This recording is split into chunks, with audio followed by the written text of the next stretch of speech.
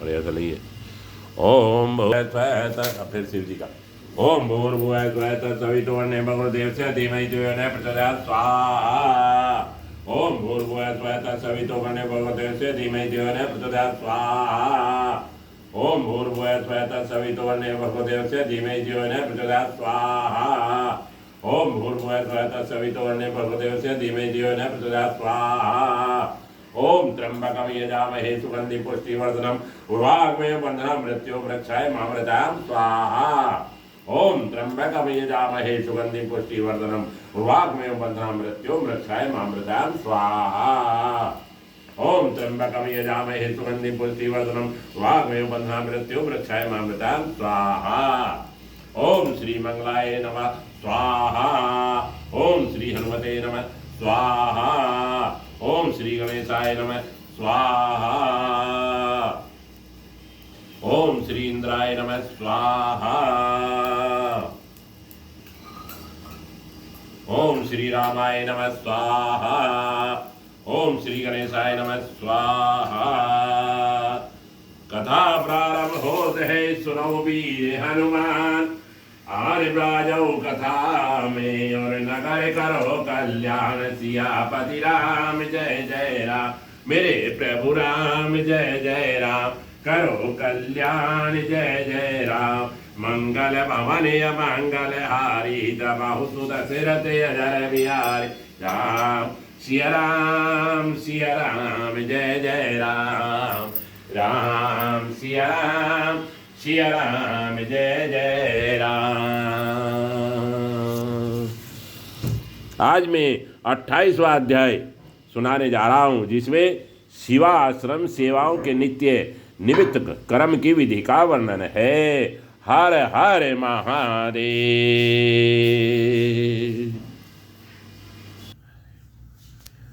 हर हर महादेव शंभो काशी विश्वनाथ गंगे। उपमन्यु बोले, हे कृष्ण, मैं शिवाश्रम का सेवा करने वालों के लिए शिव शास्त्र में कथित मार्ग से नियमित विधि क्रम का वर्णन करूंगा। सभी मासों में दोनों ही पक्षों की अष्टमी, चतुर्थी तिथियों तथा पर्व के अवसर पर अयन में, विशुल काल में तथा विशेषकर ग्रहणों में अधिक रूप में अथवा अपने सामर्थ्य के अनुसार शिव की महापूजा करनी चाहिए। व्रती को चाहिए कि प्रत्येक मास में विधि के अनुसार ब्रह्मकुंच बनाकर उससे शिव जी को स्नान कराकर शेष ब्रह्मकुंच का पान करे। बहुत बड़े ब्रह्म हत्या के आदि पापों से भी निष्कृति ब्रह्मकुंच के पान से हो जाती है।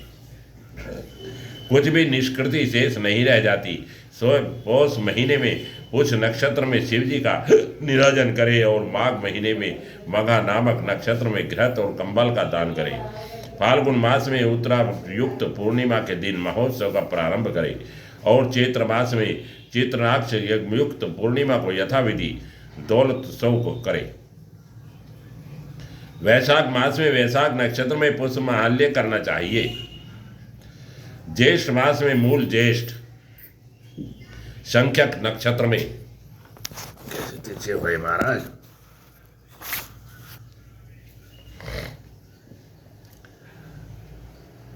कुंभ का दान करना चाहिए। आषाढ़ मास में उत्तरायण नक्षत्र में पवित्र रोपण करना चाहिए और सावन महीने में सर्वविष्टा श्रवण नामक नक्षत्र में अन्य प्राकृतिक मंडल बनाने चाहिए।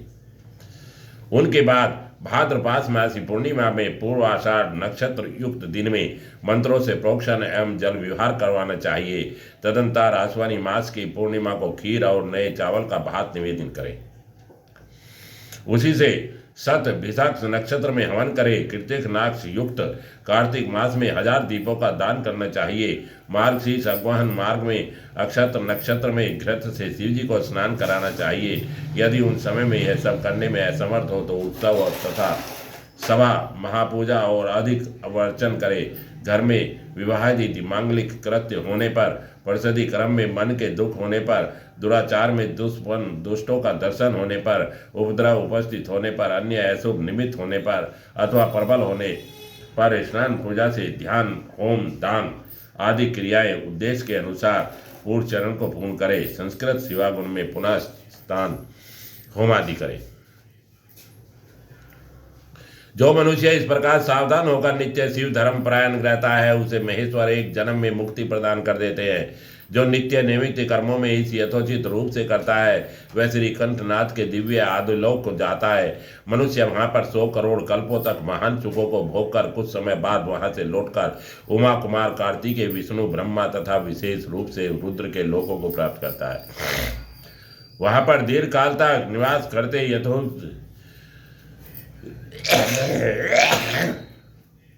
होकर पुनः उन 5 स्थानों को पार करके उससे भी ऊपर चला जाता है। वहां श्री कंठ से ज्ञान प्राप्त कर वहां से शिवलोक चला जाता है। इन अनुष्ठानों का आधा करने वाला भी इसकी 2 आवृत्ति से बाद में ज्ञान प्राप्त कर शिव सायुज्य से पा जाता है। जो मनुष्य उसके आधे से भी आधा अनुष्ठान करता है वह सारी से अनंतर ब्रह्मांड अथवा ऊपर के 2 अव्यक्त भुवनों को पार कर पार्वती पति पौरुष रौद्र स्थान को प्राप्त करके वहां अनेक हजार युगों तक अनेक प्रकार के सुखों का उपभोग कर पुनः के क्षीण होने पर प्रतिलोक में आकर उच्च कुल में जन्म लेता है।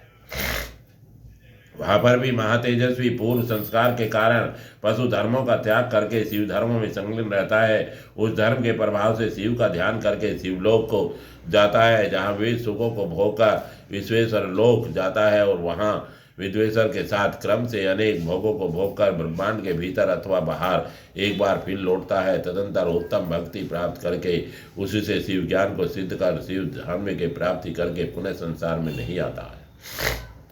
जो विषय में आसक्त चित्त वाले को भांति शिव के प्रति अत्यधिक भक्ति परायण वह शिव धर्मों को करता हुआ अथवा न करता हुआ भी मुक्त हो जाता है।